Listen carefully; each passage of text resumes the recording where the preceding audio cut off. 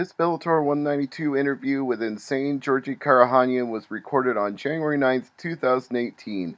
Bellator 192 takes place January 20th. Steve Jewin, MMA Mania. All right, Steve, you're on with Georgie. Go ahead. Insane Georgi Karakhanyan. How are you doing today, sir? I'm doing good, but how you doing?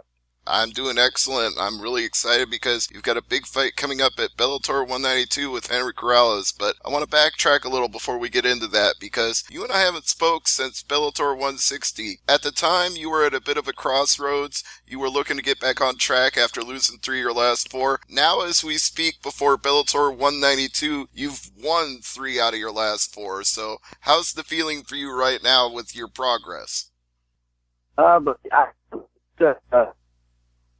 Every fight is important to me. I treat the fight really serious, and like this fight, no better than any other fight, is just it's a cause.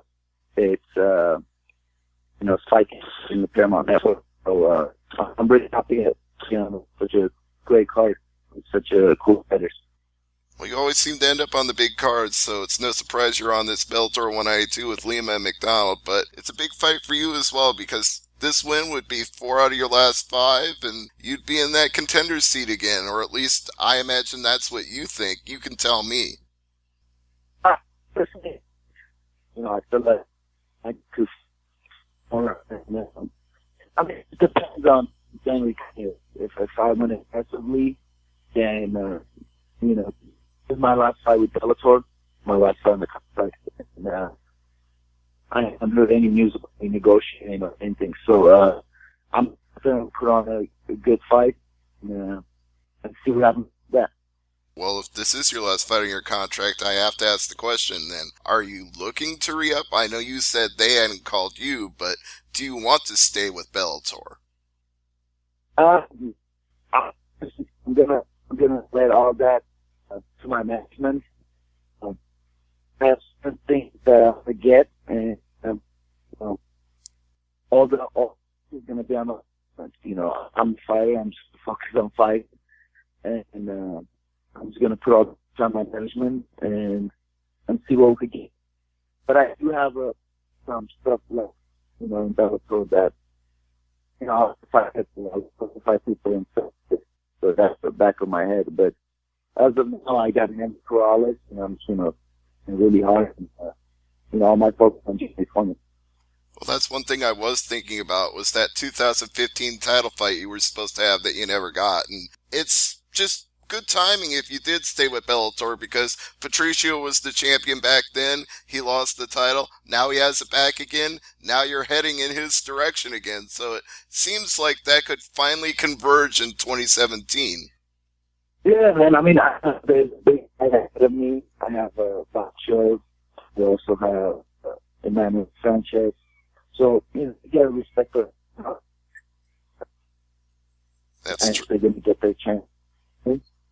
But I'm a fighter. So all my focus on fight. Whatever happens, that happens.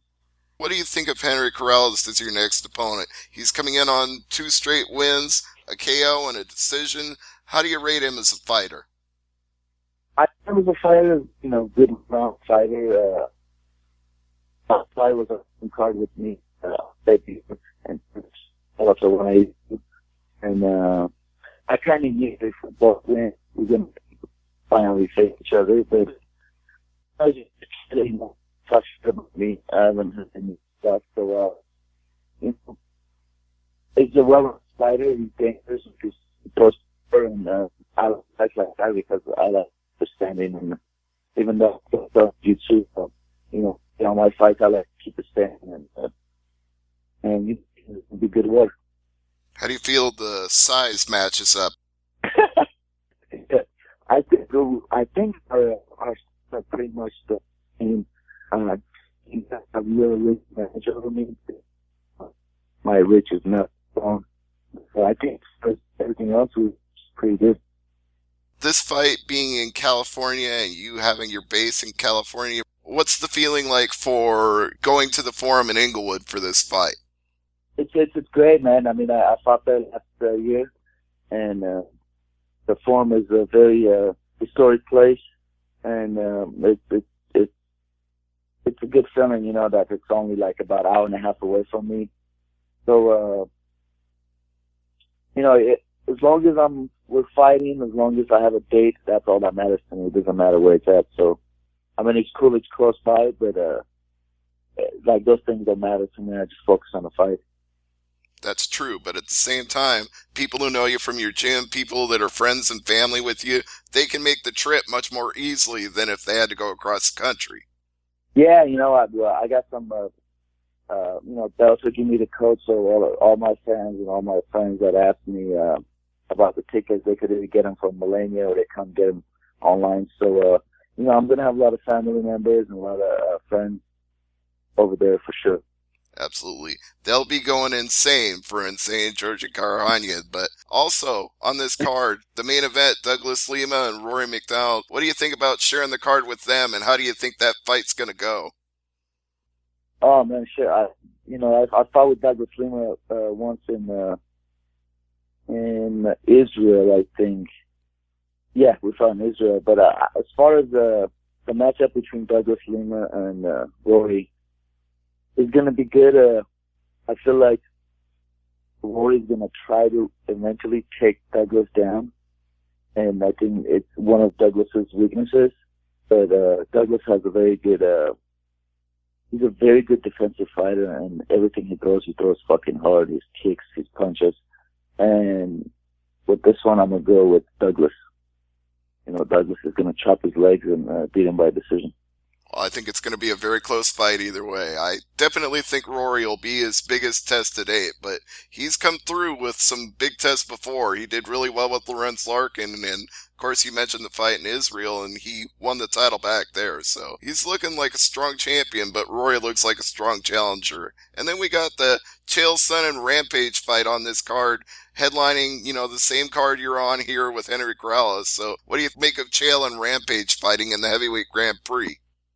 I can't believe you asked about that fight. I really don't want to answer because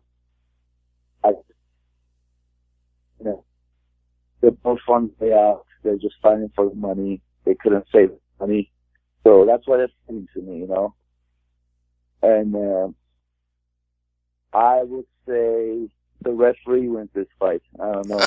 Because Chael does a really good job talking, man, but it's fucking getting too old. Like, okay, you're saying you talk, you promote really good.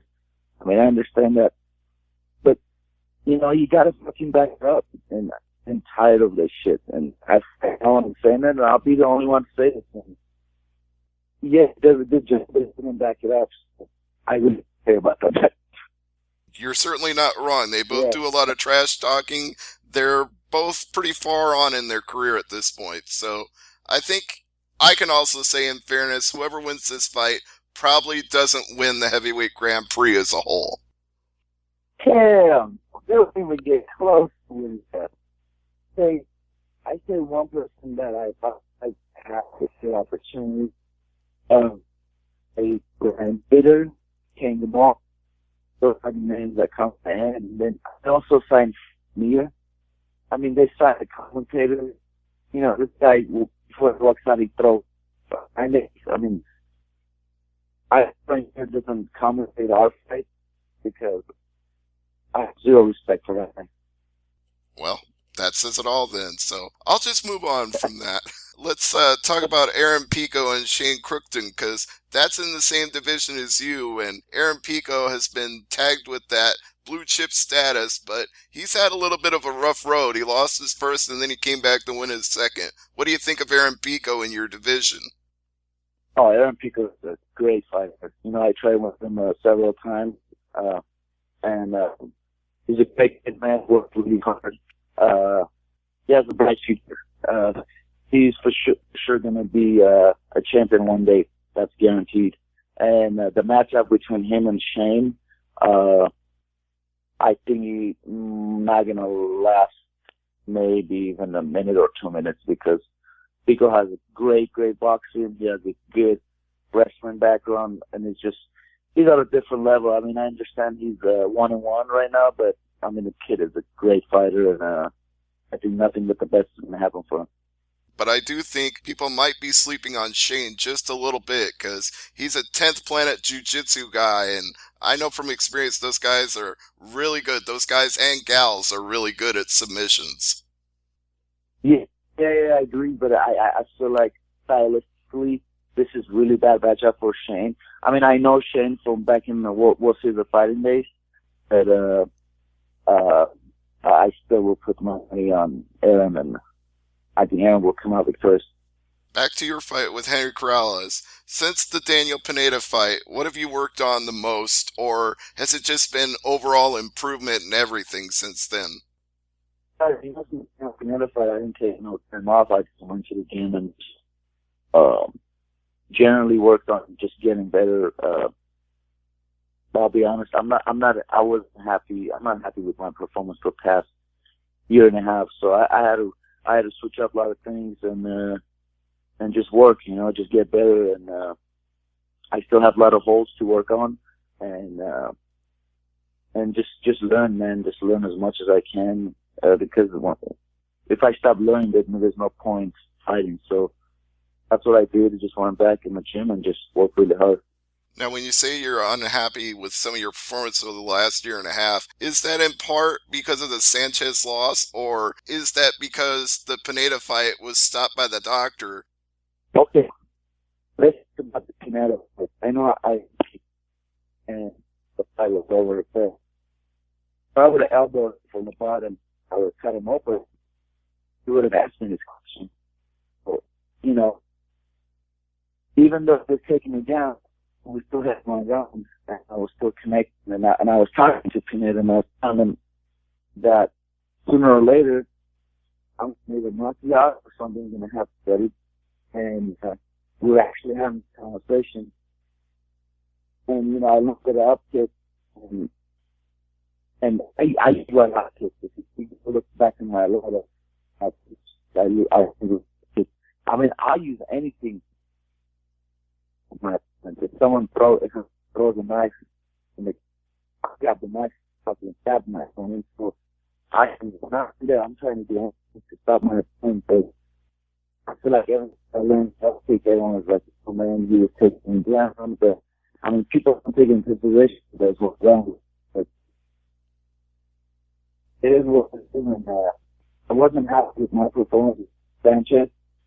And just like I said, all a year and a half. When I brought the fight out, I want to be explosive. I want to be, I want to have a different upward style. So that's what I'm talking about.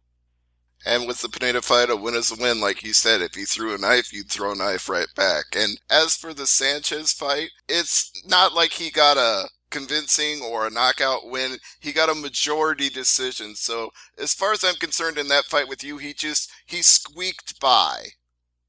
Yeah, I think because I just was Joe Carter's and fuck. I hope that's gonna be the for too long.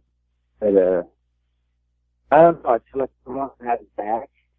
But I would prefer Sanchez that call or that call.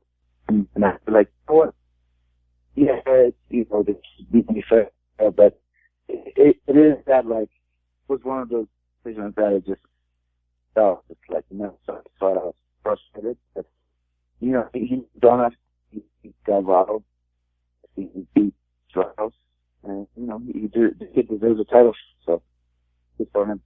Well, maybe in the future you deserve a title shot as well. So you might get that rematch with Sanchez down the line if you stay with Bellator, and you might get that long-awaited fight with Patricio as well. So good things can only come if you beat Henry Corrales. It's only up from there. Absolutely, brother. Yeah, you're absolutely right. When everything comes to you, money, friends, fake friends, and when you lose, everything disappears. So yeah, I agree with you.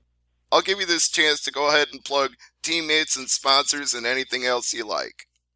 Teammates, of course, Millennial teammates, I own Hurricane for the Rock. Also, what's his name? Nate Beal. I want to trade with Nate. Nate hit me up, and everyone in Millennia. as for sponsors, them sponsored me. I have a company called the 86ers, so shout out to them.